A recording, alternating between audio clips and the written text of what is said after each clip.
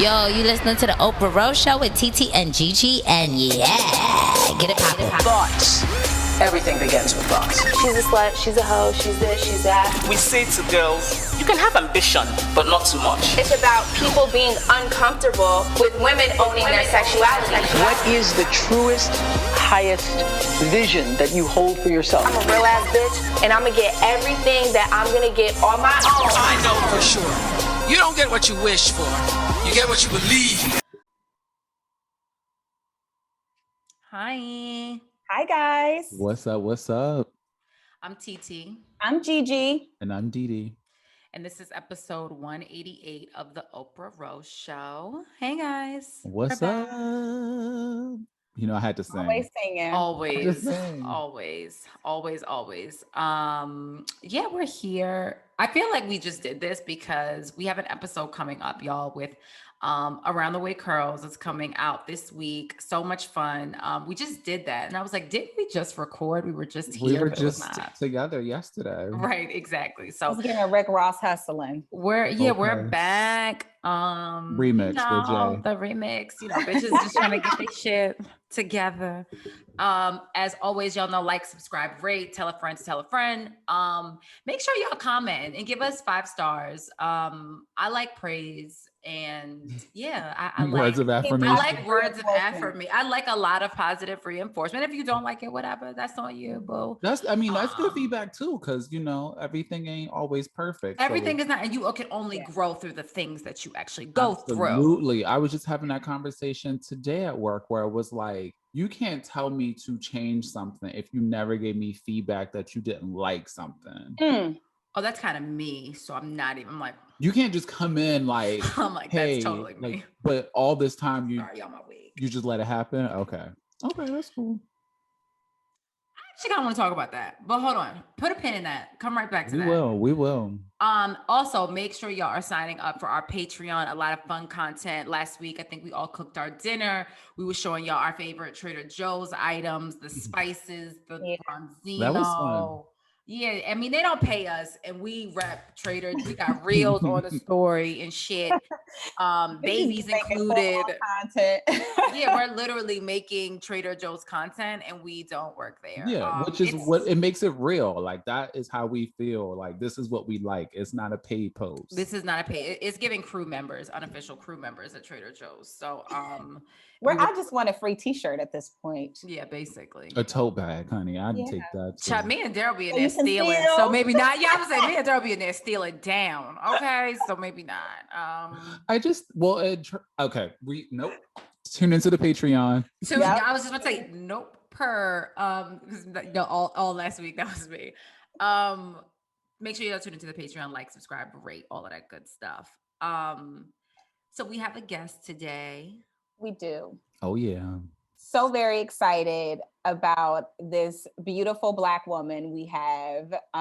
Y'all know her from YouTube.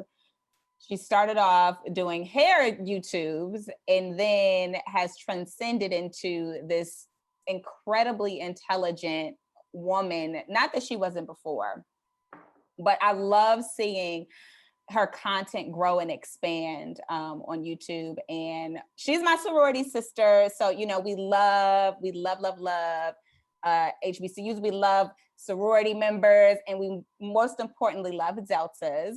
So shout out to Jouelzy. Welcome. Thank you for having me. I hope my mic is working correctly. Oh yeah, it sounds really good. Yeah, thank you. It was very expensive. I was just I can tell. It sounds it looks good too. I'll get the podcast going, but thank you to YouTube. We have a nice Shure mic.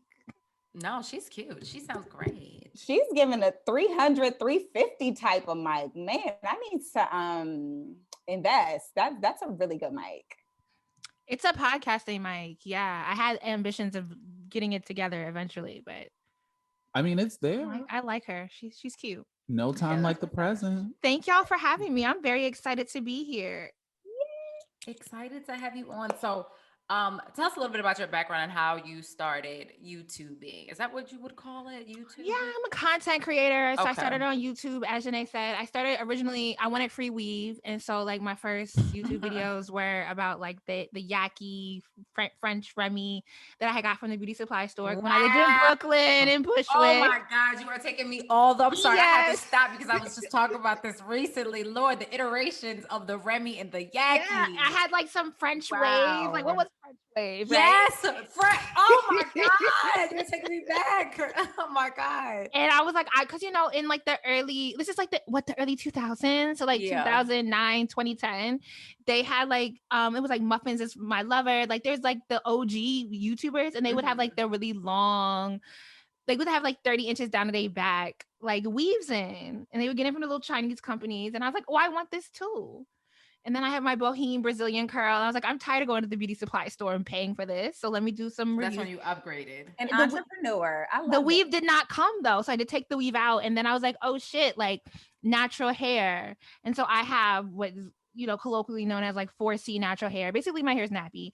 And at the time, a lot of the YouTubers were just silky. I mean, they still are. It's the silky hair, the baby hair brigade, as I like to call them, was popping on YouTube. And all the people with my hair texture had like kids running around in the background, were shooting on like handheld, like little, it wasn't cute, right? So I was like, all right, I'm going to invest in some equipment and make cute videos about my hair while I learn my hair. Because I had just crossed, I crossed in 2009, and my number two, my deuce was like the weave girl, right? So this is before we didn't like, when did lace fronts become like available to consumers, right? Because in 2010 nobody had a lace front. 3 or 4 years ago. Yeah, so like, 18, but she was always weaved down, right? And we would go to the club, and I was like, I don't want to wear a 2-strand twist to the club. I want to be, but I want my hair to be cute. Like, what is club hair for my hair texture? And so I started doing hair tutorials based on my lifestyle at the time. But then, you know, I did that for like 3-4 years, and then I amassed a decent audience on it. And not this nigga asked me what I want for dinner. And That sounds like a great question. Okay. I know what you're gonna say. Right. Do you want me to pick something up, or should we take the 6-7 o'clock? Why are you taking the same one at the freezer? Go buy something. But duh. Oh yeah, no. Yeah, same. It's good. Yeah. It's late. Late. But yeah, so I was doing hair tutorials about the lifestyle, but then like I amassed the audience, and like these brands would like send me products but like not include me in any of their sponsorships or marketing. And so I saw like this again, the baby hair brigade was getting all these financial opportunities, and people were like using my content and using my image but not paying me. And so I did a video like in 2016 about texture discrimination. And the video went a little viral, and I got all sorts of hate from behind the natural hair. Matt, can we be messy for a little bit? Somebody, a hair care brand, invited me on a cruise. And first of all, so Janae knows I was in New York. So there's some people in New York that are popular that I don't fuck with already from my time in New York. Yeah. Like just people that used to be in the music industry or like used to write for like The Source or whatever, used to be writers. There were a lot of stank people that were just. And I'm literally like this. I was like, because we all music. You know, like they were just like, you know, people. I mean, it's interesting. I'm gonna jump all over the place, but it's interesting how like the internet has changed things, because there's so many conversations we're having right now in 2021 that I'm like, yo, when I worked in the music industry, like this shit is crazy. Like niggas was disrespectful. You know, I was in a meeting at Atlantic, and a non-Black woman offered me pink lotion because she said my hair was dry. And she's fucking my artist. I should say a name, but I don't remember how to pronounce it. She's fucking lucky. She still work at Atlantic too. And she be talking about BLM, and I be like, bitch, I got a story about you. Yes. You know what I mean? I used to work at Good Music. That's what I was like, you know, like yeah, that's okay. So I'm kind of just sitting you around. Okay, hold on. Yes. So okay. I don't even know where I want to pick up from. Me either. We just okay. But to finish the YouTube thing, okay, I realized that like I was on my way out of New York, and I wanted to apply for my MBA, and then like I ran into like the Talented 10th, which I went to Howard briefly. I had a brief experience with them, but like the bourgeois, the respectability politics niggas, right? The middle class Blacks who are like, how dare you wear a colored blazer to your NBA interview. And so I was like, oh, there are lifestyle issues that we as Black women are facing. And I don't want to always be talking about my hair, especially if they're not going to pay me. So that's when I started Smart Brown Girl. And that's how we get here, where I now talk about cultural issues that impact women of color, well, really Black women. And that's also morphed into, I really focus on countering misinformation in the Black digital landscape. That's really what I do. But I talk a lot of shit.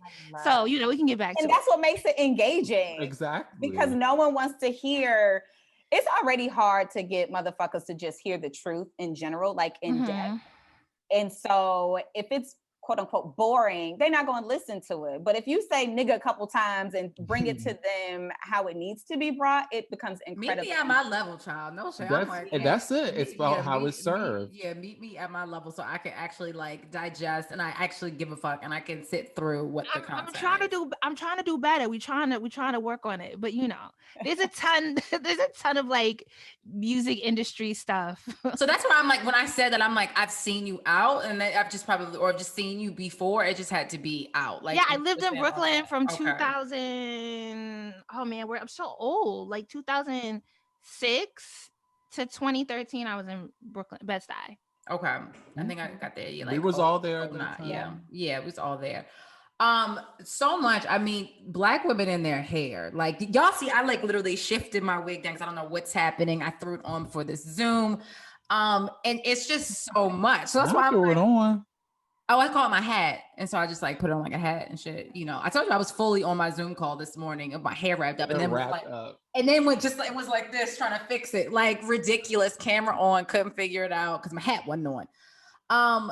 But the iterations of like Yaki to Remy to then Indian hair. And even, like I said, the thing the episode that we have coming out next week with like Around the Way Curls and how they started off with their natural hair and whatever.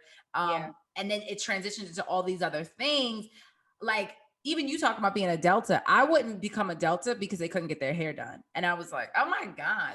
Only while you're pledging. I mean, that's like, that's hazing. No. That's hazing. They can't tell you that you can't get your hair done. You just I'll call nationals. Like once you're online, it's done. There's too much information. Oh, because I couldn't I went to Howard, but I was at Morgan and I was like, why everybody look like this? Okay, my line sister went to Morgan, Tia, who lives in Brooklyn, but she transferred. Yeah, and I was like, and they were like, oh, they can't get their hair done while they're crossing. And I was like, God, no, I am so fucking vain. There is no way. I'm not wearing my Remy Yaki because that's what I was wearing at the time. Sensational or some shit. Yeah, like, sensational. Like, yeah, I was like, I'm not wearing my motherfucking sensational. And speaking of Delta, it's funny, Jouelzy, because I have already met you. And then I remember I saw you in Texas. I think when you lived there briefly, I saw you in Texas. But we met in New York. We hung out in New York. We met through Mo. No, yes, we met before then. But I saw you in Texas, and my line sisters was like, "Oh, you know Jouelzy?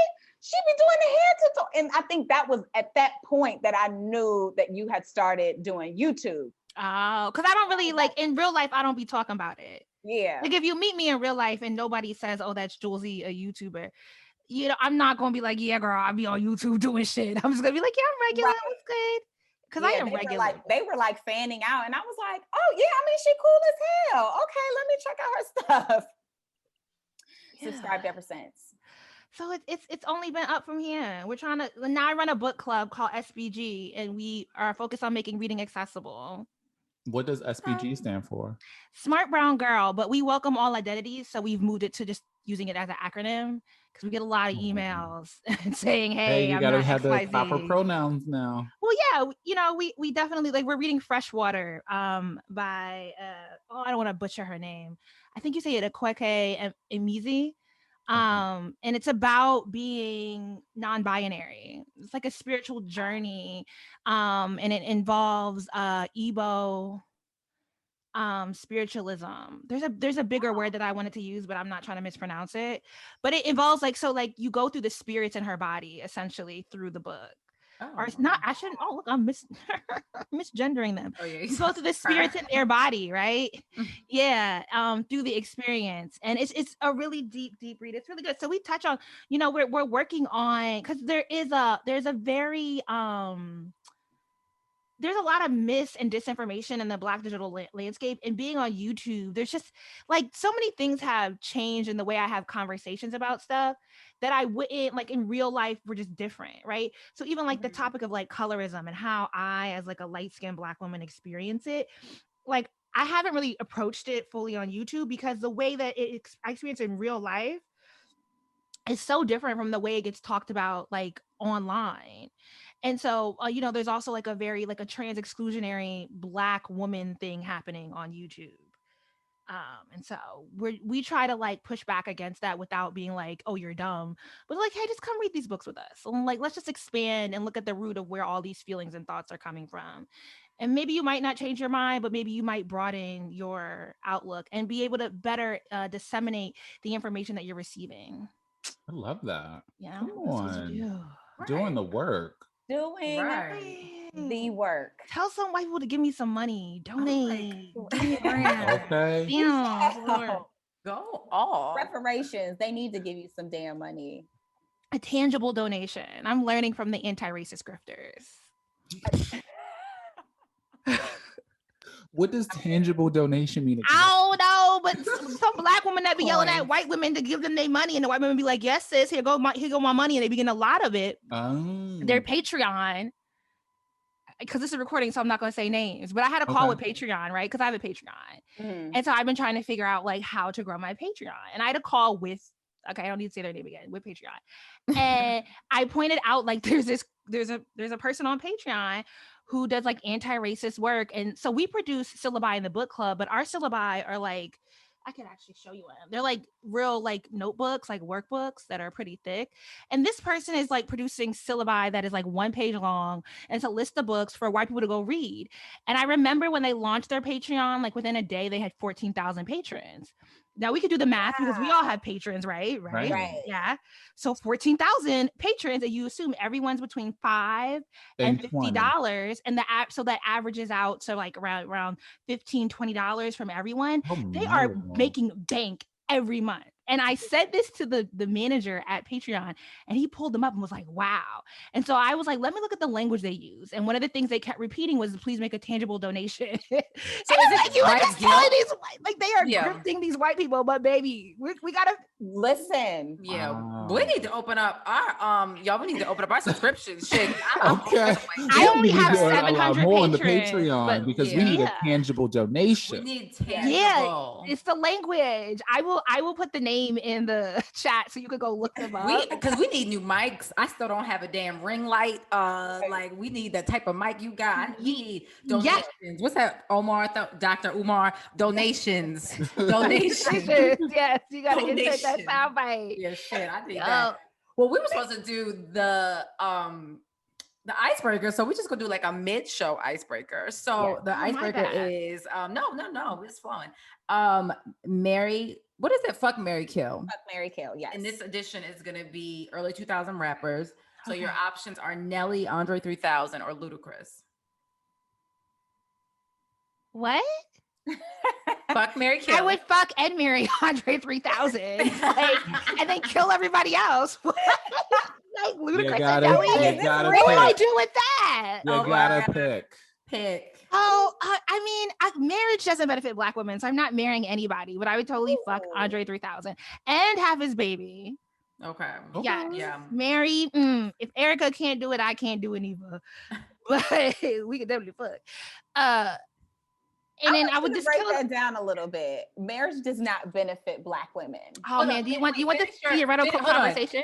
Finish your thing and then go. Yeah, I would. Yes, I would fuck Andre 3000, and then I would kill the other two.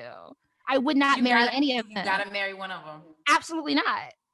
You have to seriously be in a commitment with one of them. No, brown heart. What? What does that Not even the mean? brown heart emoji. Not the brown heart emoji. One of them you got to be in a committed relationship with. Nope, no papers, no none of that. Can we do another 3 then? Like what? Nope. No, I can't. I literally cannot. Now, Ludacris. So I am crying. You got Ludacris or Nelly? No.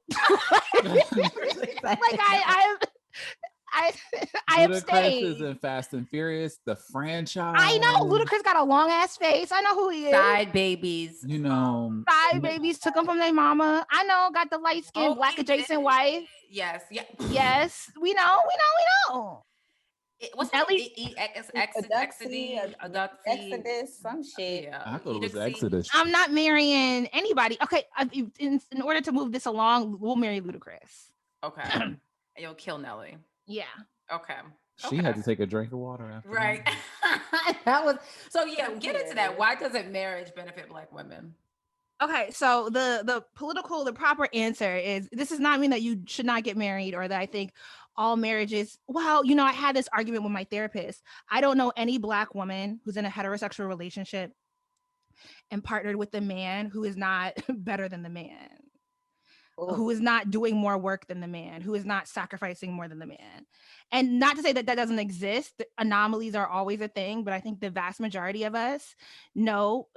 And like, Janae, you in a single letter chapter of Delta, right? So you know you got lawyers, you know what I mean? I know one of your profiles. I know that whole clique look like. Mm-hmm. And actually, your profile, I know she got an equally yoked marriage. Okay, yeah. I'll give that to her. Hers is a very rare case. It's very rare. And I think I'm gonna just leave that at that. Yes. Yeah. In the vast majority that I would say it's the woman is doing more of the sacrifice. And so if you look at what is marriage in the context of American history, marriage, and that then includes motherhood and fatherhood and the gender roles that go into a heteronormative marriage in America are based on property and ownership. Yes. And marriage is never going to benefit Black people at large because we were property. And so how will we benefit from a system that was built on the idea that we were to be owned? Lord, he is preaching. And so marriage is about what property can you pass down, right? Mm-hmm. So fatherhood, therefore, is about owning his wife, his children, and his property.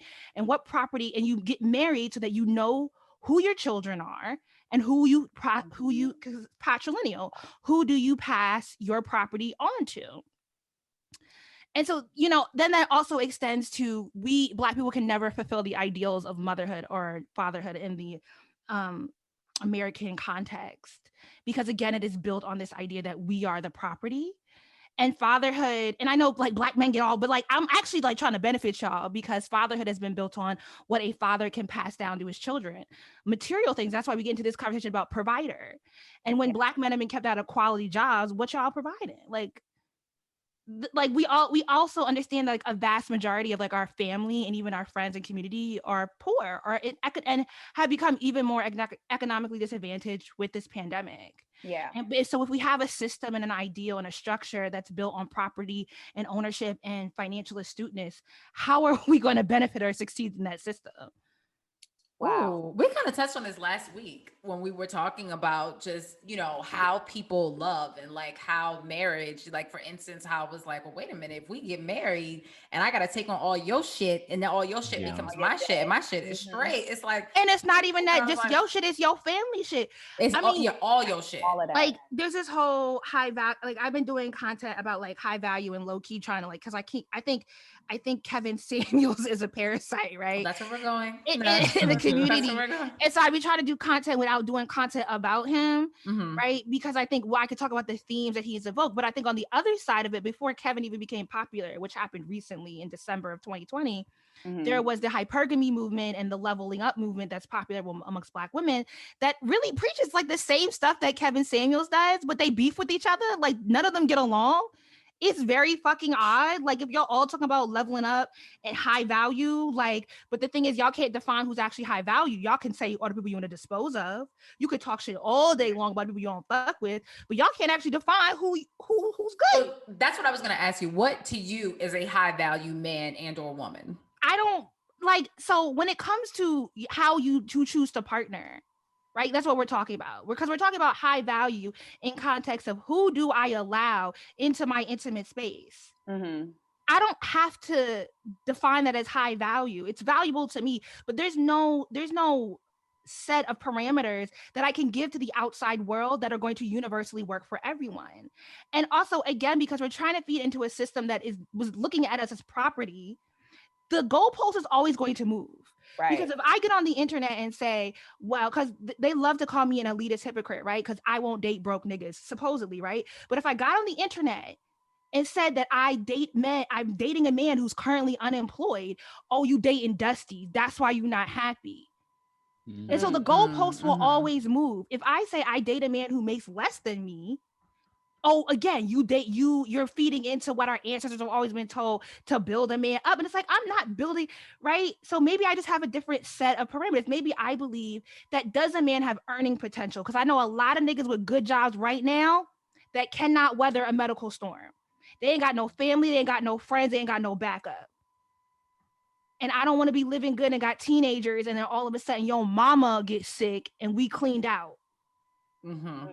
And that's a real thing for niggas. Like, that's some real shit that you just don't walk into a relationship yourself. You like, what's your family look like? And there's a lot of Black men, especially Black men that are high earners, who do not have family networks. And so what happens when something happened to you? Wow. Yeah, that family shit. We could have a whole episode on the family shit. Okay, that's like, one thing by itself. But I think you raised some really, really good points just around how people view a marriage. And we're viewing marriage in 2021 differently than how it was originally set up to be, although those original ideals are still there. I think we're trying to put a lot of our problems, fix a lot of our problems through partnering. I see a lot of the online discourse about marriage and dating invoking issues that your marriage or dating are not going to resolve, like your bank account. You know, there's a lot of people that are like, we poor, like societally. I mean, I'm not, but like niggas is. And so but it's still stressful. Like, I'm not even like, you know what I mean? I'm making more money now. Like, I'm good. You know, I hit my 30s. I'm 36. It's like, okay, bitch, we're on T. We're doing it. Happy belated birthday, by the way. Thank you. Our Aries sis over here. Yes. Ooh, I knew she was a fire sign. Week of the Diva. We did that. But then I'm also just like, you know, I'm making more money, but how do I make sure that I'm good? Right.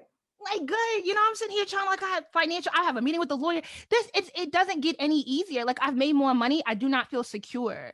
I do not feel that, like, if something happened to me tomorrow, that I ain't got no kids. I have no responsibilities, that I have put myself in a position to be good. And I know that's not because I'm lacking. That's not because I'm not misspending my money. I've been trying to deal with the IRS, trying to set everything up correctly. But like, we literally don't have the equity or the structure to ensure that we are good. And then so we all are going through this, whether we're high earners and we try to get our shit together, whether we are low income, whether we are single mothers, whether we are co-parenting, whether we are married and trying to just, like, you know, build the generational wealth.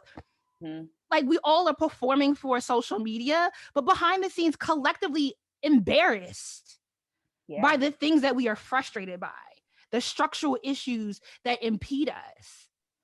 And we try to, instead of actually like acknowledging what those things are, because a lot of times we don't even have the language to address it, we put that into, oh, well, if you just date a man and make more money than you, everything will be good. And it's like, are we all trying to though? Right. Yeah, that's not, because, you know, I think that's another buzzword now is absolutely generational wealth. Like, if I see one more caption, anything about it, and it's like you said, but have I set up the things on my own to make sure that I'm good? Like, I remember when I first met my financial advisor, I was like, I just don't want something to happen to, let's say, my parents, and now nobody has money for a funeral, and everybody, you got to ask this person and ask this person. Like, that was literally my main thing, was like, nah, I just need to make sure that I'm good. Should something happen to them, that they're good. Like, because niggas be buying they bitches Birkin bags, but need to go for their grandma. Need to go for the funeral, and it's like, I'm super confused. Yeah, I don't even get me started on that shit, because I'm like, so you couldn't pay $13 a month for life insurance?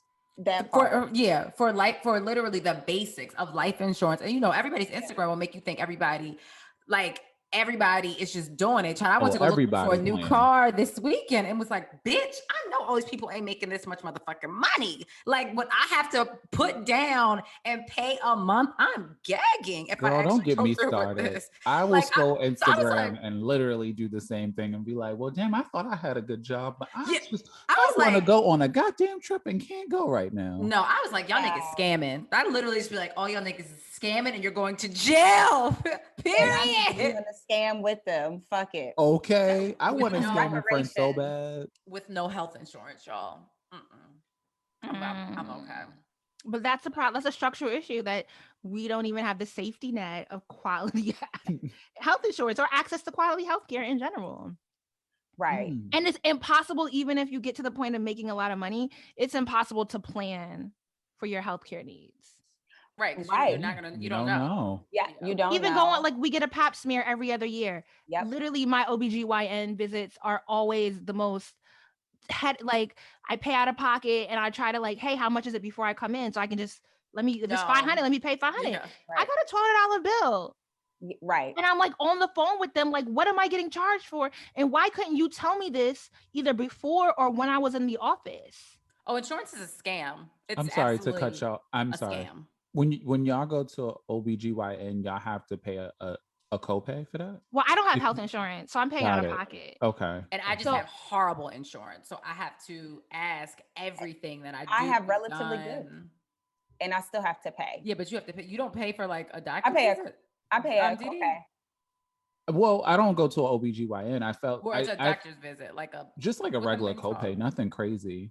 But yeah. I was, based off of what y'all were saying, I assumed that y'all health insurance, like, I was about to say, like, wait, OBGYN is, like, looked at as, like, different, like almost like well, a especially if you get into way? any sort of non-traditional. And so non-traditional means, like, if, like, Black women reproductive care is just horrible in general. Yep. And so if you have to go get, like, testing, you have to get cultures for things, like, it'd be basic shit, like the color of your discharge is funny. Yeah, and that's going to be an extra fee. It's an extra fee. It's not included in everything. That's not and included. I had to go to Planned Parenthood because I moved to LA, and now I got to find all new doctors, preferably Black, right? But there's so much scarcity with that, and so, in addition to me trying to find the right doctor, you know, God forbid it be a more emergency thing where you sleep with somebody and they give you BV or whatever, and you just want to get a pill for that.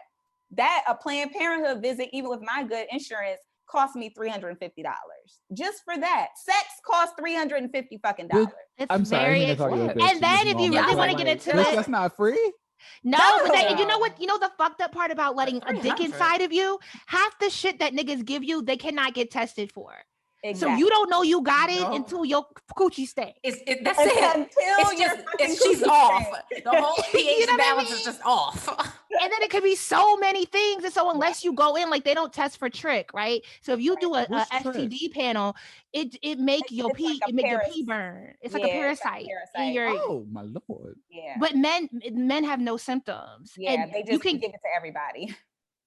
And so they can't really get tested for it. And so if you're a woman and you go get, they'll tell you have a UTI, but then the UTI medication doesn't work. Yeah, it's an extra test. And then that test typically isn't covered.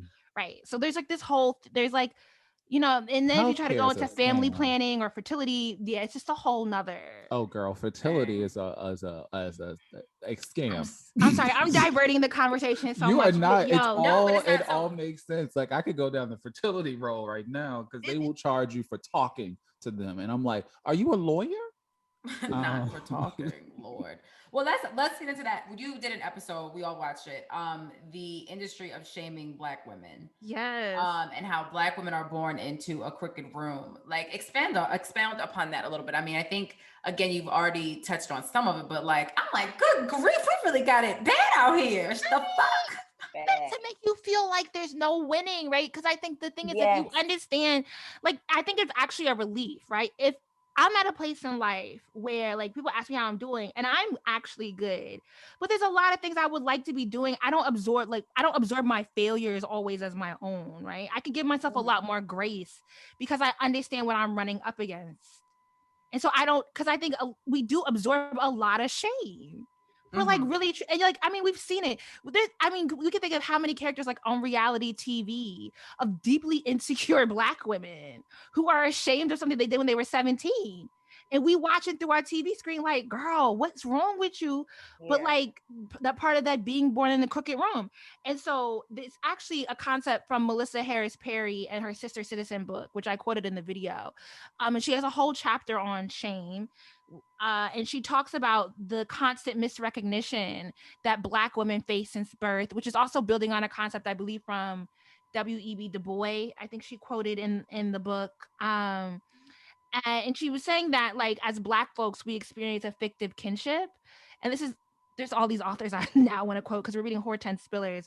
And also talks about like the collectiveness of a Black family that doesn't necessarily, we're not family by blood, but a family by connectedness, by shared experience.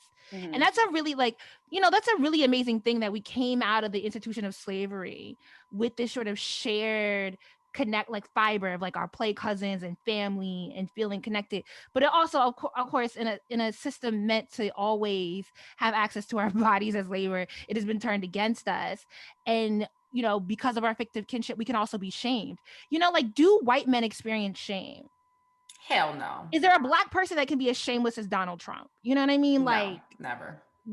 There's something interesting about, like, especially like a Trump figure who gets to come this way and do all sorts of crazy things and never have to account for any of the things he's done, because he could just be like, I don't fucking care. Fuck you.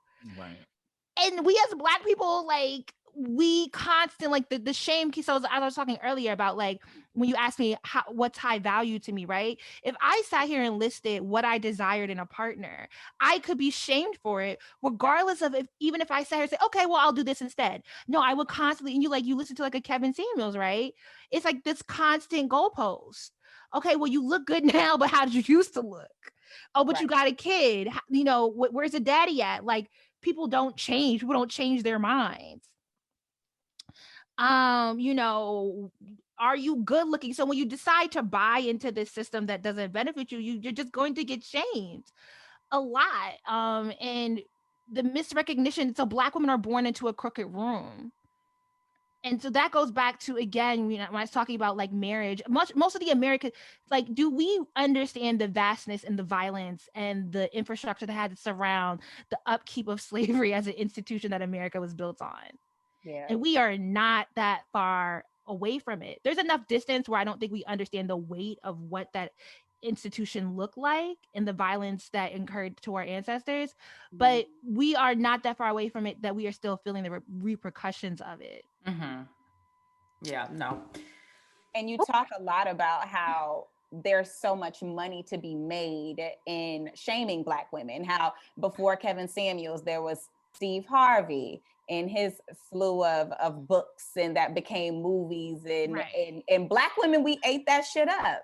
I think what's particular about like a Kevin Samuels is that like there is no hold bars. I don't know. I wouldn't call him honest or a truth teller, but he is very much so a person that doesn't have a filter.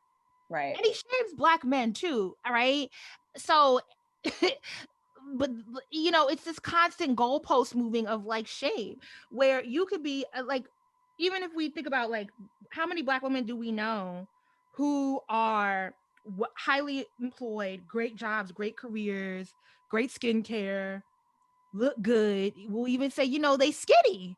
They fit into a very understand. You in LA, right? Ain't got no man. And yeah, let me shake the table a tiny bit, just a little bit. There are some things, and I hate to admit this, I actually agree with. Oh, I can't believe I'm saying this. I actually agree with Kevin Samuels on some of this shit. But okay, like what? Some of this shit about, like, it was one of them women. It was like, sis, you are not going to get the type of man that you desire. And it's no shade. And I don't think, so I do think you can watch his content because people are, but my thing is, again, and I'm not, and this is why I was like, okay, I got to be careful about not focusing too much on him. And because he's part of a whole structure, right? Mm-hmm. So even if I don't necessarily want to get rid of him, I want people to be more cautious of the content that they're absorbing and what they're feeding into. Well, why would anyone ever call up to listen to this man? I think because people buy into the system. They buy into it, right? And so part of the problem is, and when you buy into the belief that if you do certain things, you are going to get a very particular person, and you never actually look at the systems around you. You never, and because also, the women that are like, so we think about that one woman, what was her name? Like Jessica or something? The Black woman who she said herself, she thought she was a 6 when she was made up, and a 5 when she wasn't. Mm-hmm. That really made everything go viral. She believed that stuff. Mm-hmm. You know, if you go back and watch the interview, she really, and so I wonder who also was she in turn disposing of? Who was she also in turn telling that they were not valuable? Because you are buying into this idea that if a man makes a certain amount of money, he's going to be a better person to you. Which And then and she was holding a whole bunch of shame herself. And she probably walked, I wonder, as much as we were in an uprage at Kevin for the way he was talking to her, I wonder how she actually feels. Because I imagine she ain't that mad at him. Which is crazy. Like I said, for me, it's honestly, it's his delivery. And like you said, it's moving the goalposts. The way that he talks to attractive women is vastly different of how he talks to women that, let's say, and I'm literally saying average based on like what they are calling themselves, or what they are calling themselves. The way he talks to like Tommy on one of them Love and Hip Hops or whatever it was completely different because she was deemed an attractive woman. And then I think it was something else you just touched upon though that you said. I didn't realize he talked to Tommy. I didn't either. Yeah, she was like basically like bashing him. Like, why are you talking? But are they really like bashing? Because they be agreeing. Like I watched. And then she came around. No, but she ended up. She started off like, why do you talk to women like this? And ended up coming around to everything that he was saying. I mean, it's like JT being like deep throat me, but then like going up for Uzi. Like, yeah, like everybody talks shit, but they feed into the same systems of heteronormativity. Like what are we really doing? We all feed into the same, right? Give it to me. But like, she be doing the same bullshit. Like I mean, you want to talk about hot girl summer with my man outside. Like, I get it. Hot girl summer with my man outside. Well, then here's the thing though. I think what you said, how many women do we know that you, like you said, amazing job, great skin, shit, good personality, like whatever it all got it all. But either they don't have a man, or if they do have a man, you know, they not in shit. Look, I will never live in LA because I like black men look straight through you. I have only experienced that shit in the Los Angeles County. Yeah, and I feel like I don't think I've ever been hollered at in LA before. Like, and it is the land of like, Jeanette, you look like I really want to come have fun with you though, but like the goalpost always is moving for black women there. You know what I mean? Like you can still come and we can still have fun. It ain't no man in my space though. So there we go. We're here. You know what I mean? But like we talk about like black women that are married to like, especially black women that are married to men that are highly visible. So whether they're celebrities or they're highly powerful, like how dare she like not do her hair a certain way? How dare she have children and gain weight? Like what? Right. Do you have a pregnancy? No, LA is like LA is a completely different world. When is it that different? Because Instagram has really kind of made that a thing, right? Like I'm a YouTuber, and the way my body gets talked about online, like, yeah, I'm a little country chunky. I'm in the house eating a motherfucking brownie right now, bitch. Like, what? Like, how dare I have a... Well, here's the thing. It's in 10 years, half of everybody's body's damn near going to look the fucking same. Yeah, because like, all the girls on TikTok getting BBLs. Yeah, everybody's going to the same doctor. Everybody's going to look the same. Everybody, yeah, everybody looks alike. Well, why is it okay for the fat to be in our titties and our butt, but not in our gut? So we accept that in very specific places. Well, that rhymes. And you know, okay, you know, I could spit a little word or something. Okay, I can't really. It was very conscious rap. I hear you. Okay, don't Rhapsody me though, but yes. I'm dead. Not Rhapsody. Oh my god. Oh my god. But you are spitting facts. Like literally, like I mean, today I had on my my little waist trainer while I was running. I was like, what the fuck am I doing? I can't even breathe in this shit. I'm about to fall out in the middle of Lennox. But if your booty got fatter, you'd be like, yes. Yes. Right. Yes. Exactly. And so we have all, like we have bought it, like you said, we have all, at the end of the day, let's be honest, most of us are still very much a part of patriarchy, even if we don't want to admit it. I mean, I am, and I actively think about dismantling this shit, but it's like, yeah, it's like we all in some shape, fashion, or form are a part of it, because that's what I was saying about women that we check all of the boxes, and I had this conversation maybe last week. You think you're like, well, I did everything right. Yeah. And I'm still single. So it's like, where is I don't even want to say, you know, where is my prize? But like, at the end of the day, it's like none of this shit even matters because you did everything right. You watch someone like a Being Mary Jane, because I'm rewatching that now. And you know, now she's batshit crazy. Let's be clear. But why do they make a character her like batshit crazy? Because she want to have a kid. Yeah, she's. You know what I mean? Like, why can't we honestly explore? This is what I like. What's her name? Mara Brock Akil. Okay, right. That's my story. I should get her name right. Sorry. But yes, like I love, Girlfriends and then Being Mary Jane start great, but then get sold to like BET and CW, and they turn these really powerful Black women crazy. Why is it like, why is a Lynn a broke? Like, that don't make no sense. Bitch should stay with a job. That character is overly educated. She should be a grifter, if anything. And then why is Joan going crazy? Why is Gabrielle Union's character going crazy? Like, why can't we actually explore the idea that, yeah, I want to I'm 36 and I want to have a child. And so I understand that because I'm single and because I'm not going to wait for a man who has let go of that pot of audacity to walk into my life. Oof. That I have to think about different non-traditional ways in which I would want to build my household. Mm-hmm. Yeah. But again, we in my book club, we had Dr. Brittany Cooper, who wrote Eloquent Rage. We had an author chat with her, and when she was saying we don't have celebrations. We celebrate, graduating, then we celebrate marriage and child.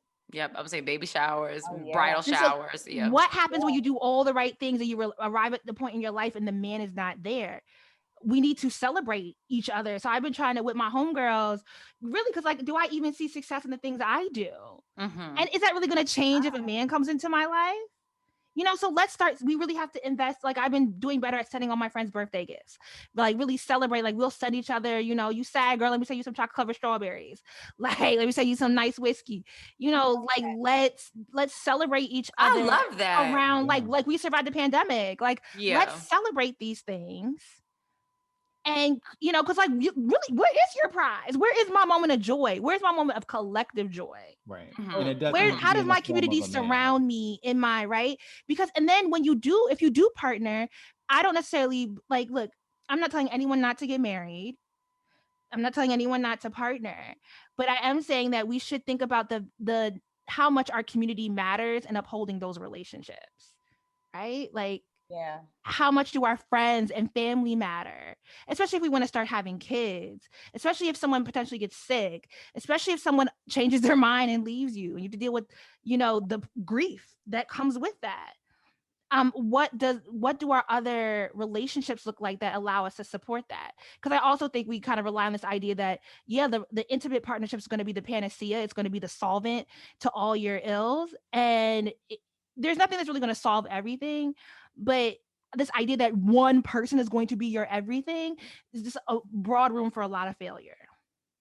So let's also look at our other relationships and create a community where we can have those celebrations with each other and get our prizes and give them to each other.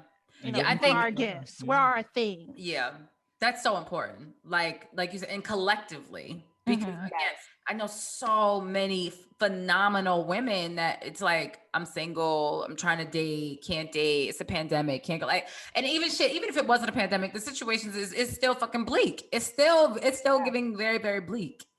So, to be able to do that, like you said, with your friends, not even date, but do those nice things or things that you would typically do with a partner, for your friendships. I love that. Okay. And then when you do partner, you still have the support system there. You don't disappear from your friends. I was briefly in a relationship and I was very conscious to not disappear. As a matter of fact, I probably talked to my homegirls even more because I was like, if this nigga embarrassed me, he did. Oh, baby, he did good. I don't want my friends to be like, bitch, we ain't heard from you in 6 months. Right. And now you're coming back popping around. up now. So I was very on it with my friends. And I'm so happy because when that nigga hurt my feelings deeply, I was covered. Yeah. And I've been trying to slowly convince my homegirls, so let's all buy some land somewhere. And I'm just keep niggas as a side nigga. Keep him as a side nigga. Side nigga, baby daddy. I think it's going to be so interesting when we look back, 10, 15 years from now and see, because we're all the same age, and we look back and we see what our generation of people, how we're living and how it's going to be likely vastly different from how our parents were. I'm watching some crazy ass show on TLC called the DeMarcusons or something like that. And they got 14 kids, 14. Yes. And they early 30s or something crazy. They're young. They're young. Yeah. And literally we're watching it and I was like, I don't even want 2 children. But here's the gag. Some people I think child abuse. The older kids is raising the younger kids. Well, it's only one. That's the thing. It's only one. She's 13 and they're only 5 years apart, and they still try to give her, but they are cognizant to give her her own responsibilities, because everybody else is literally, I think they're all like 8-1 or some crazy shit like that. They're like, they have a lot of multiples. Yeah, there's 2 sets of twins and a quintuplets, and then she's pregnant with triplets on the show. Lord. Now. Bless her uterus. Yeah. Get his thing burnt off. But it low key for them. We were watching it and I was like, this works. This would never work for me. Like I said, I don't see myself having 3 children, let alone. Did they not go through the same recession as us? You know? Listen. It's TV. I don't know. know. But you can, no, I'm I telling wanted you. 5 kids. It was child abuse, dog. That's 5 children. Yes, no. I know the next generation is going to be different from us, and our parents are different. Like, think of we were millennials. We went through 9/11. Oh God. We went through the recession, and now we're in a pandemic that honestly is an endemic. So, like, what? Like, we can't go buy houses and we're in our mid-30s. Like, yeah, right. There's no houses to buy. Yeah. You know, like our parents weren't like, our parents could go to college for like $3,000. Right. And then get out and buy a house. And yes. got out with a partner, bought a house. Like, it's giving none of that. We getting out to debt. And we're still dealing with a lot of the same structural issues they dealt with, which, like, how does generational trauma show up within our intimate partnerships? Because unfortunately, as adults, I know a ton of Black women that have been killed by their partner. Like, shit ain't not regular. And that's sad in 2021 that's also something that I'm hyper cognizant of. So, like, what are we really dealing with? I just give myself a lot of grace. I give my friends I was just about to say, I think more than anything, like, the takeaway that anybody listening from this conversation, because like you said, most especially Black women, like, we're so hard on ourselves. And you look at all of these things and you think, like, I was so much that person that was like, by 30, I'm going to have a car and a home and be married with 2 kids. And it's given 36 and an apartment. And I might get a puppy. Like, that, we're literally, I just might. Like, that is the next stage of my life. And now I'm like, for once in my life, I was like, oh, but I'm actually happy with that. Where if you would have asked me at 31, I was like, oh my God, no, I'm not here or there. And I gotta do this. Because I remember your spiral. I am. And I'm not gonna lie, like, vivid spiral. I am that neurotic being Mary Jane character. So when I see them, be kind to yourself. I'm like, damn, these crazy. I think also a lot of us are trying to live a standard of life that we were told we were supposed to live. Absolutely. Yeah. Absolutely. That we've seen. Even for the girl that don't got a life together at 30 something, like, you just finding your sense of self. Yeah. For the girl that had kids when she was a teenager, for the girl that had kids when she was in her 20s. Yeah. You know, for the person that just is living a life that, you know, something happened and they thought it was going to go one way and then it went a completely different way. I just want us to be able to give grace and kindness to ourselves. Yes, give grace and kindness to ourselves. Child, that might be the name of the episode. It is. That's why I was thinking the same thing. You really got it's a reminder. It is. We have to remind ourselves. And like you said, even the stuff, like, I used to always be like, oh my God, I got to work out so I can lose 10 pounds by the summer. My birthday, August 5th. I always got to be thin. I'm still on that. I'm not, child. I've been fucking these goldfish up. I ain't get on the Peloton today. I ain't get on the. My mama called me talking about, did you get the Peloton? Yes, bitch, and it look cute in the background. It look like I got my teeth. Don't worry about me riding that bitch. Don't worry. I went past it today and I was like, damn, this thing is dusty. And I was like, I'm gonna get to you tomorrow. I need to take a ride on it, but today be kicking my ass. I need to find another instructor. My God. Well, you don't want to take Alex then, because he's even there was like the mixed race girl. Somebody said like something else. Yeah, maybe, I don't know. I like Jess Sims. And then there's another mixed race girl but I don't really like her. And then there's one that's British and I really don't like her. But anywho, I need to get on the Pelly. But you know, I just want to give. I think we just there's so many ways, like. There's so many instances where we can think, especially because a lot of us are trying, regardless of sexuality or sexual identity, a lot of us still feed into heteronormative understandings of relationships, right? We are finding one, even gay men, even gay women, queer folk, we want to find one partner, and then we feed into certain gender roles, like who's paying the bills, who's cleaning the house, who's doing certain things, right? And when we find a person and then we think, oh, we're going to put all our ideals into that one person, and then that one person goes through their own life experiences and leaves you, because things don't last forever. Why do I have to hold that against you? So let me ask you this, because from what I see, how people try to break down heterosexual normatives in relationships is this concept of yin and yang. Like one person has this energy, one person has this energy, and then from there creating gender identity roles under that gender concept, roles, or gender roles, yes. So, but is it really yin and yang, or is it again going back to that idea of property and ownership, and that one person pays the bills and therefore dominates the household because he owns the household, and then you have another person that does the cook and cleaning and mothering and manages the household? And that's what gender roles are. So it's, yeah, if you and so there's a book I love called Ethical Slut. It's a great book. I think we need to go back and go through all of the books that you have listed too. Right. This one was Ethical Slut. So this is about, it's by two white women therapists, and they talk about all the ranges of relationships. And so one, like it really kind of, my astrologer recommended it to me, and it confirmed I do not want to be polyamorous. I do not have the time. But, you know, like if you go back to Real Housewives of Atlanta and Cynthia with the friendship contracts, they actually talk in the book about starting with your friendship and defining what you actually want in your relationships. And that part of ethical, any kind of relationship, is that you are clear and upfront about constantly renegotiating your relationship and renegotiating your needs, because we are not the same person we were yesterday at the beginning of the week that we are at the end of the week even, right? And so they talk about all the different types of relationships. Like some people are serial monogamous. So they call it ethical something, like what's ethical serial monogamy, right? That you are in relationships with one person at a time, but those relationships have a time period in which they exist and then they end. That's actually a type of partnering. And there are people that do that.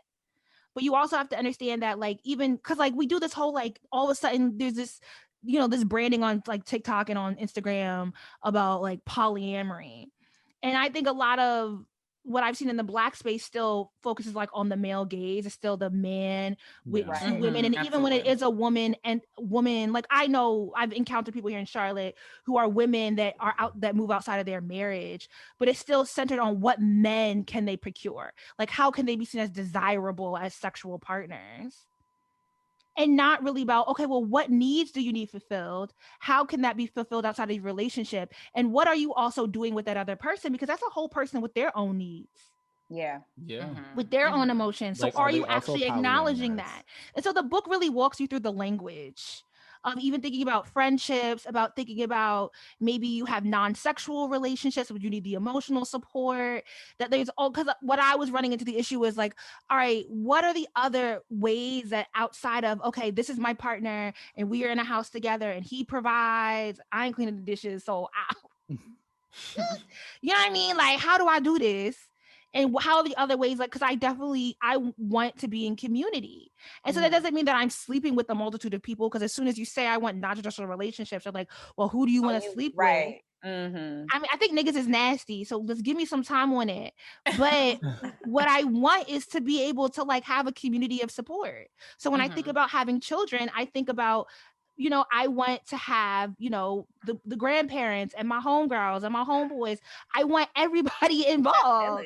Yeah. Yeah, in a communal sense. I want to take my homegirls to their doctor's appointments. I want to be that bitch. Yes. Come on, community. That's true community. It is. I mean, she's trying to build a whole, you know, but that's what I want. With her friends. So yes.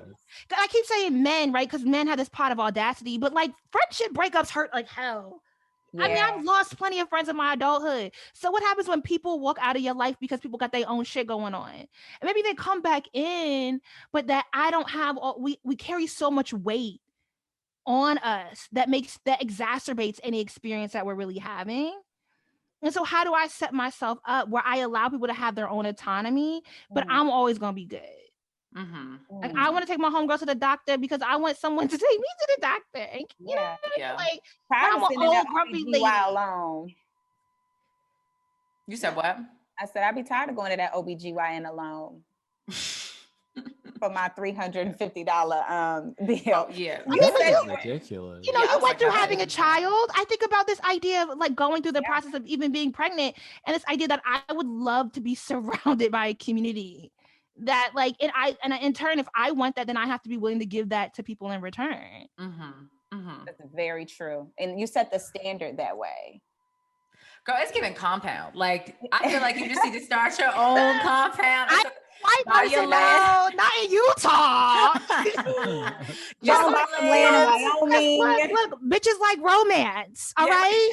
You know, I want to give room that you still have however you get that romance, that you have room to get it. I'm not trying to convince my homegirls that we gotta live together and like exile men or divest from men. Like people still want to feel like you want a nigga to kiss you on your collarbone, you know? What's the Erykah Badu? I want somebody to come up behind me and kiss me on my neck. Yes, and breathe. Yes, bitch, give me little tingles and shit. Yes, on my neck. Somebody to walk up behind me. Yes, on my neck. Yes. And I don't want to like, you know what I mean? We have to acknowledge that those are real wants and real needs and that fits into the fulfill. But I just want to remove all the extra expectation that has set us up for disappointment from that so that we can maneuver and still be whole. Regardless of what, you know, these people that we have a very specific desire from, how they enter or exit from our lives. It's giving vulnerability. It's giving grace. It's giving kindness. It's giving all the things that we weren't really taught to like impart on ourselves. Yeah, right. I don't think my parents ever used the term grace. Say your grace. Saying grace. Say your grace over your food. But my family used to Jehovah's Witness. They definitely never said grace. Yeah, I'm like, that's the only grace I know. Grace, say your grace over your food. That's it. Yeah, this has been a lot of therapy. I've been watching a lot of Brene Brown, Esther Perel. She's on this podcast.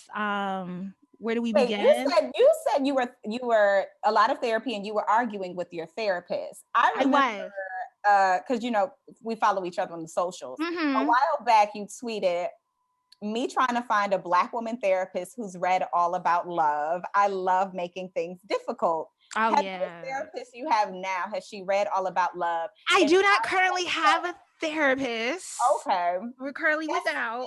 Is that still like the requirement? And if no, because bitches don't read that. Look, I think we got to talk about you. This is a whole nother conversation we can have. I know. I read that book because of you, I believe. Did you like it? I loved it. I saw you bought the syllabus, so thank you for supporting.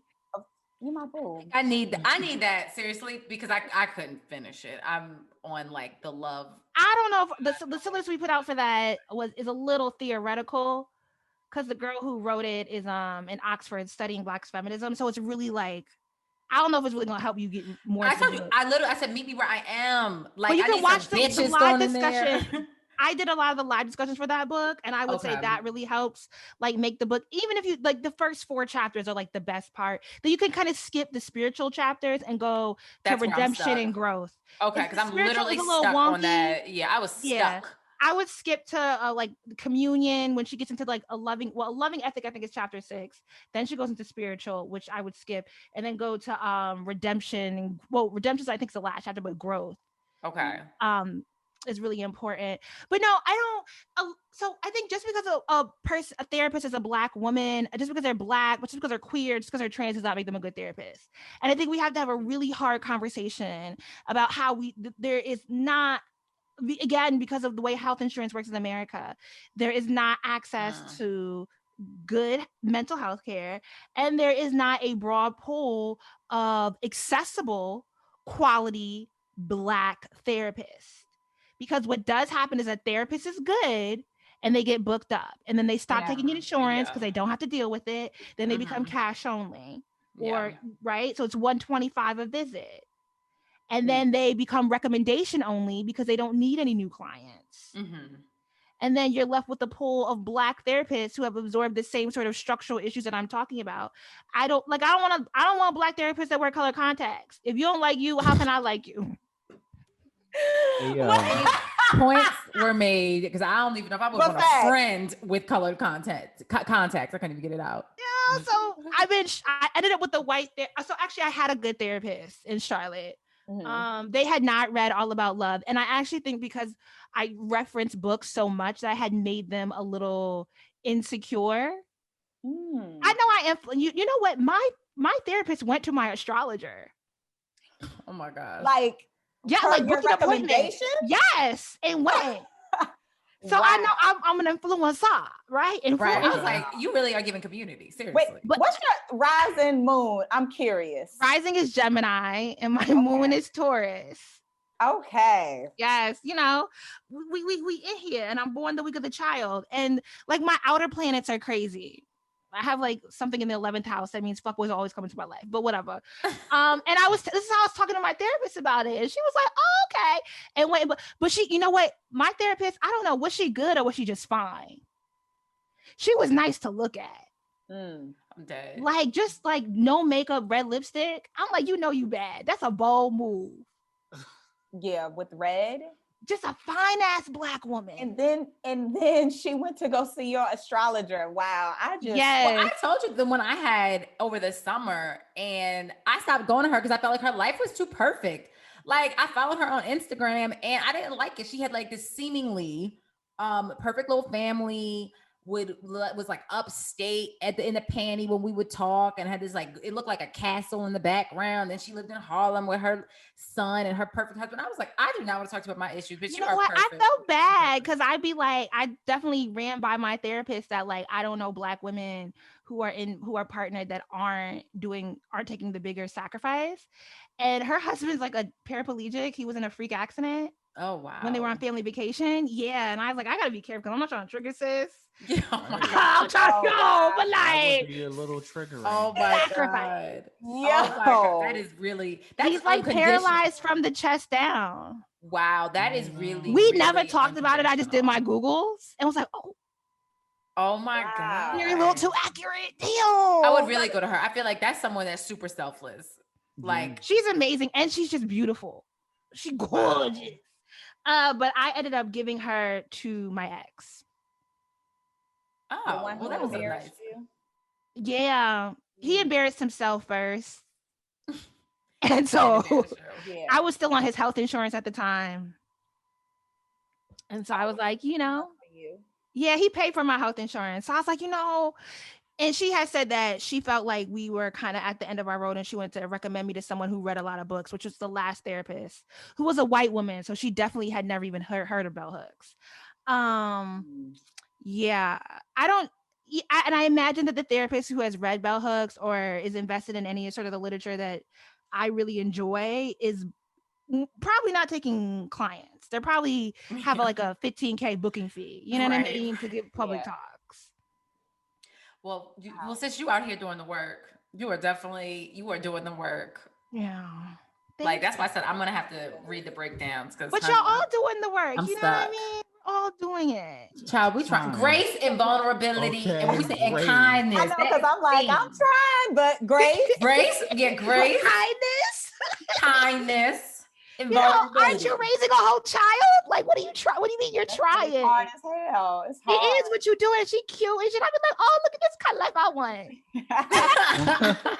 Drink whiskey, talk about some good wine, be with my bitches. Oh my God. Got a cute little kid, go back home with the family. Because personally, I'd be dropping the kid off for the summer. Yeah, it's definitely giving that. Well, she can give me full sentences and probably text on her iPad. It's giving full summers. Yeah. Yeah. You're not going to be in my African-American household, though. It's camp something. But you should be proud of yourself. You know what I mean? You should, G. Y'all should be proud. Y'all should all be proud of I definitely dated a man who's deeply insecure. And he covered that shit up so well because he was so good at lying, because he knew how to, he's a Leo. We want to talk about astrology. Gotta be careful. Leo's that first week of August. Hey, when was his birthday? August 1st. You gotta be careful. And I'm the 5th, but I'm a girl and I don't want it. Leo. Okay, because I got burned by a Leo woman as well, also August 1st. Damn. And I will say they don't they have to work through being comfortable with who they are and what their dreams are, and that they can actually attain those dreams. And so I represented a dream for him that he did not believe he could achieve. And then I entered into his life, and I was literally living the dream, and I just lit up all his insecurities. Okay. Wow. And he just did some nigga shit to manifest that. And so, but the thing was, he was lying to himself first before he lied to me, and realizing how deeply that he had to work through that. And so I wake up every morning really happy about the person that I am, because I don't have an issue with my sense of self. But that also took some work in getting to a point where, like, who do I want to be? What access do I have right now? And what can I do to be content within the means that I have right now while aspiring to higher things? And that's a constant goal that I have to work on, right? Like, there's never moments of insecurities, but it is also that, like, when I just close the door, you know, when I sorry, someone just walked in. Oh, good. You know, it's also that when I have a goal and I haven't met it, I also just have to sometimes just step back and be like, all right, do I need it immediately? And did I really have the means to attain these things without the support of anybody else, right? And so if there are other people that have to open that door, if there are other people that have to make that accessible, why would I beat myself up about not attaining it the way that I thought I should attain it? Like, part of it is that that I had that realization last week, like literally. And I was like, wait a minute. What? Literally, I had to, sometimes you don't have to sit back. And I was like, wait a minute, I'm really that bitch. And I would, again, 2 years ago, 3 years ago, never, ever would have said that. And I was like, it was some shit. And I was like, God damn, no. And I'm like, and the other side of what I want, like you said, you have to sometimes sit back and you have to sit in it. And I was like, I'm trying to rush to get here. And I was like, and clearly I am supposed to be here. I am supposed to be here, and I'm working through these things, and I'm every single day throughout all the bullshit that happens daily. It's something new that I'm like, okay, I just learned this. Oh shit, I didn't know that. And I learned that, and I learned that I was like, oh, you got to sit back in it and stop. Like, that's my thing. I was always rushing through everything. Sit back in it. And like you said, just like, so you just got to wait. Like, sometimes it's literally like being, and I'm so impatient. I am like, girl, you talk.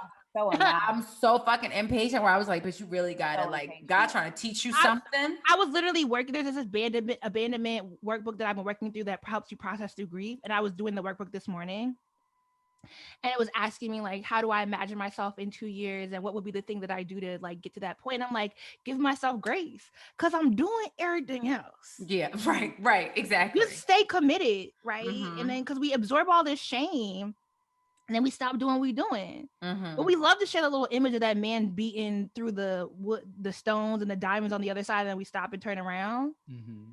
But, like, do we ever think about, like, how we might, it's not that our physical labor has to be beating down that stone. It's that, you know, maybe we turn around because we thought we were ashamed of what we did, and we just stopped. It's not that we even turned around. We just stopped doing something because we were ashamed. That's why I just say, give myself grace, give myself kindness, because I realize currently where I'm at in life, I just got to be consistent with the things that I'm already doing. And that's just where I got, you know, but this was a lot of work to get here. So yeah, a word. So yeah, that leads us to our ending question. So what would you tell your younger self? You live in Delaware. Don't listen to nobody. What? I grew up in Delaware. You know what I mean? Don't listen to nobody. Nobody. Why is that giving facts though? Nobody. It really is. I get it. Yeah. Oh, but like that, you live in Delaware, and it was, oh my God. Don't listen to nobody. Wow. I love that. I had this, because shit, from Elkhart, don't listen to no damn. Right. It's given exactly. Shit, in New York, don't listen to nobody. Don't listen to nobody. And it's okay to go slow. I definitely had not imposter syndrome, but there's a term for it where, like, I decided, and I still have to battle this every day. I decided that I wanted to be somewhere, and I had to be there right away. So I like, that's why I dropped out of college and was transferring all the time, because I decided I wanted to work in the music industry. And then instead of completing a 4-year degree and then coming up and realizing that it would still be there, this opportunity would still manifest itself, I thought because I was a Black girl without and there was nobody supporting me, that meant I had to do things in immediacy. And I don't really live with any regrets. So there's no regrets aside from dating a nigga. But like,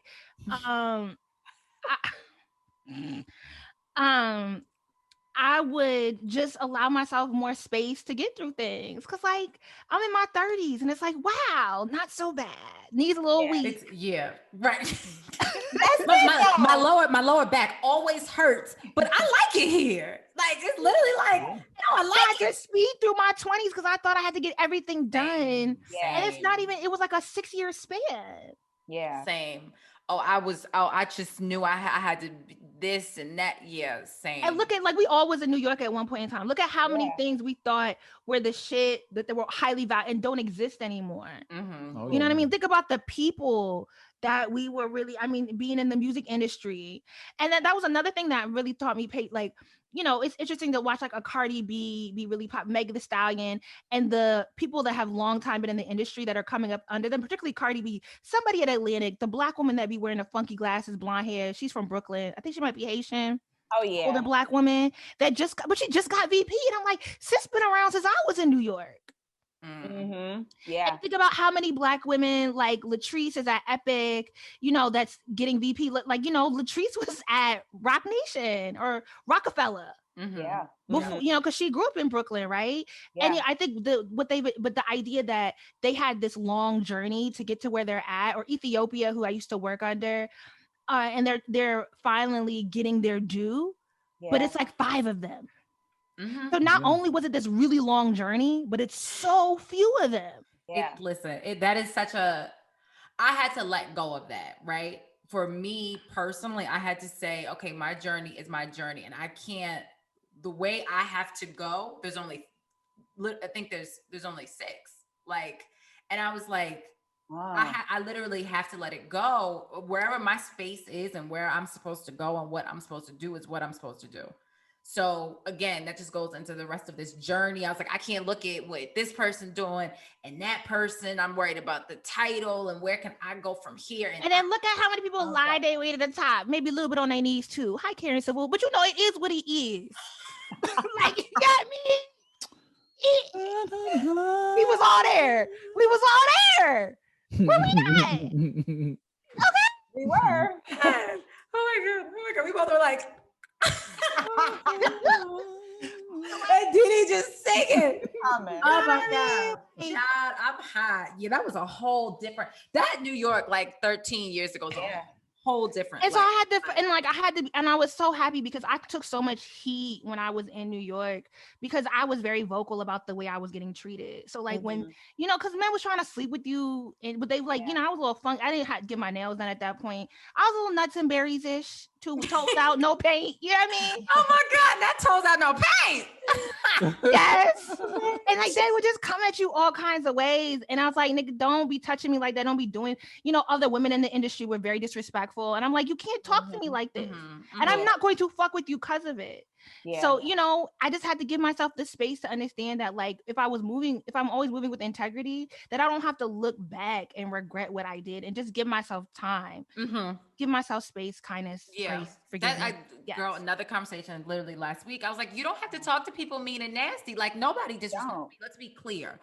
I had to black on somebody this morning at like 11:59 a.m. literally. And I'm like, what you're not going to do is talk to me crazy because nobody talks to me crazy. I don't even give off energy that you can treat me like that. Like I literally like, and I was an assistant. I didn't give with that type of energy. So now you for damn sure not. But I think like younger generations, like they think, hey, I got to talk crazy and I got to talk to you like this so you respect me. And I was like, no, I said I would.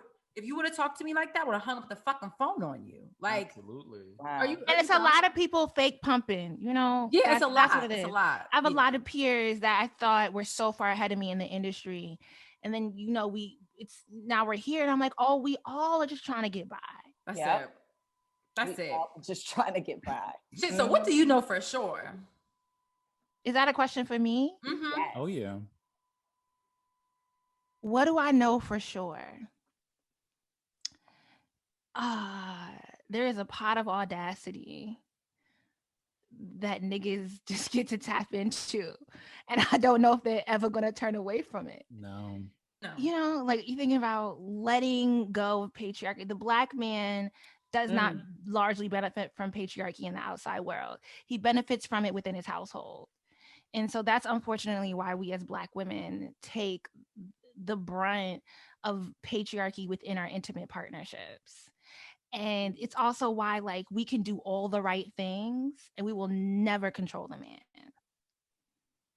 That pot of audacity is a huge temptation. It's the audacity for me. If you lucky, you lucky. But, you know, don't let a nigga embarrass you. That's what I know for sure. Because he's doing it to himself, not to you. That little TikTok trend with the crazy cover. I remember when I lost my mind. There's somebody singing it, and it's people just talking about shit they did, mostly around a man. And I'm like, you should have kept this to yourself. I gotta see this. Yeah, I gotta find that one. See that. I will send it to you. Yeah.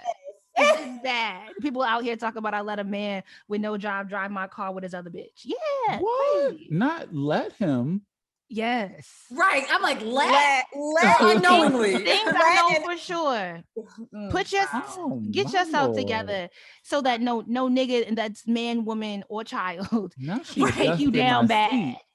Man, woman, child. Right. They, them, anybody all can take you down because you did what you had to do for you. You good internally. Jouelzy, oh my God, girl, you have just came in over with Jules. the word. Thank you. I enjoyed this. I hope I didn't talk too much. No, baby. This is why we have guests, so that we can highlight you, your experiences, your point of view, and take that internally, and so that our listeners can also take that externally. Yeah. So we thank you. No, this was so good.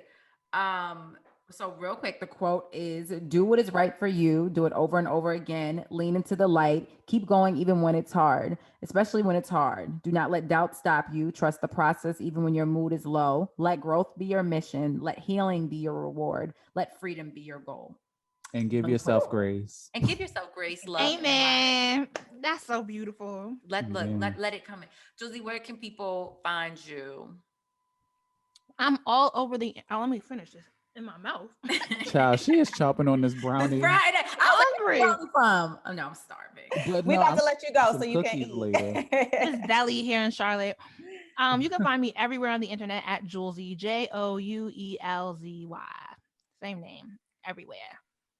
I need you to send through the old videos of like Yaki reviews and shit like that, just so I can get a kiki, just so I can like laugh. It was really sensational, like French Remy, some bullshit. You know, it's one more. It's on the tip of my tongue, and I could not think of it. Outre. That's the one. That's literally the one. Yes. Yeah. Oh my God. Hilarious. Throw it back. It's only a decade ago, you know? Like a whole decade. I'm dying. Because I got a little ponytail. It was buying hair. And I was like, damn, this is taking me back. Like, I used to buy Remy hair. Shit. Can't even put that shit on the hot setting. Thank you so much. Thank y'all for having me. I enjoyed this so much. Can't wait to hear it when it comes out. Yes. So we'll send you everything. And thanks again. All right. Thank you. Have a good night. Bye.